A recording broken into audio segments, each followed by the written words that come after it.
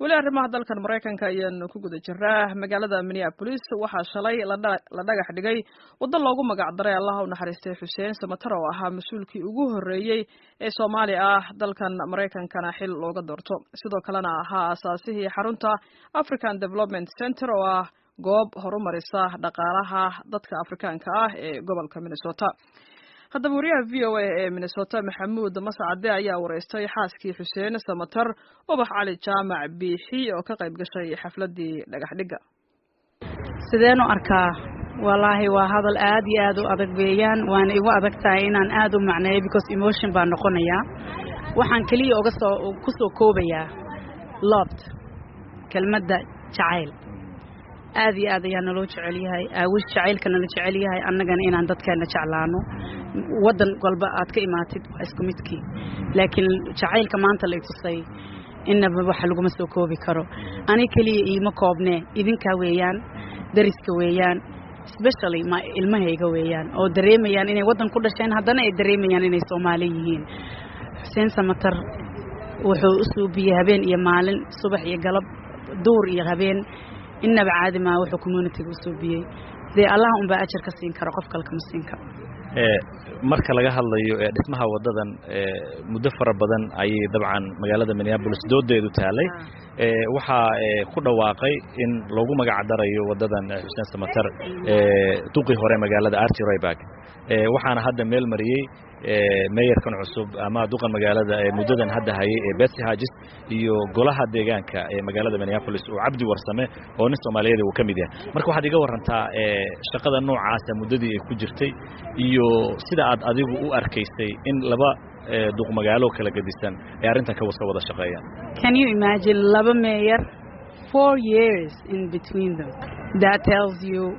dad wanaagsan inaan ku jirno. That tells you community fiican inaan nahay. That tells you waxa aan ku sheeg waxa anagu aan dhiganay ayaan hor istaagaya ya marka Xuseen wuxuu ahaa nin gurigiisii kaamil yeelay banaankeena u soo baxay kuna noqday nin successful ku soo baxay and I'm very proud inaan dhaho xaaskiisii baan ahay maxay ka dhigan tahay bulshada Soomaaliyeed ee gobolkan degan xilli wadanka islaam nacayb ku soo badanayna ay jirto aad og tahay in muslimiinta Soomaalida qaasatan dalkan ku dhaqan xukuumadan cusub ee Donald Trump marka laga hadlayo muslimiinta cabsi fara badan ay dareemayaan in magaalo ku taala gobolka Minnesota nin muslim oo haddana Soomaaliya magaciisa wada lagu qoro oo jid loo bixiyo ummadda muslimiinta ee Soomaalida maxay uga dhigan wallahi Soomaalida aad iyo aad bay horta kor u qaaday only jid kaliya laguma macaabina iskuulka Seward baa loogu magac daray iskuulkii ilmahayga wiilkayga labaad uu aaday baa loogu magac daray inta waxay ku sheegaysaa wax walbo banaankaada ka dhaca ha u dhagbaligsan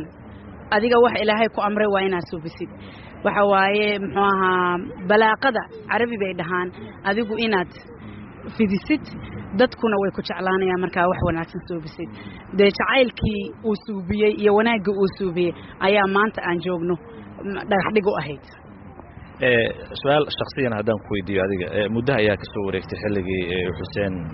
uu geeriyooday dabcan ninka wanaagsan bulshadu waxaan ku xustaa waxa kamid wuxuu ahaa qofkii ugu horeeyay ee Soomaali ah gobolkan laga doorto oo codad leeyahay ku soo baxo golaha waxbarashada ee gobolkan lagu daro markaad maanta aragto Soomaali fara badan oo dabadii la doortay oo xilal ka haya maxay ku galisaa waxay gelisaa ratiga qadam sanqaadkiisu leeyahay ratiga duu fiican yahay hore ka wadam sanqaadkaas yeelanaysa taas waxay sheegaysaa Xuseen inuu hore dhac wanaagsan suubiyay inuu san suubinin waxyaalo kale oo division oo dadka kala waxaynaya inuu maaragtay kala waxaynino Soomaali oo 10 meelood waxa magaalo community-geena ayaan dhawad ka socday ah taas waxay ku sheegaysaa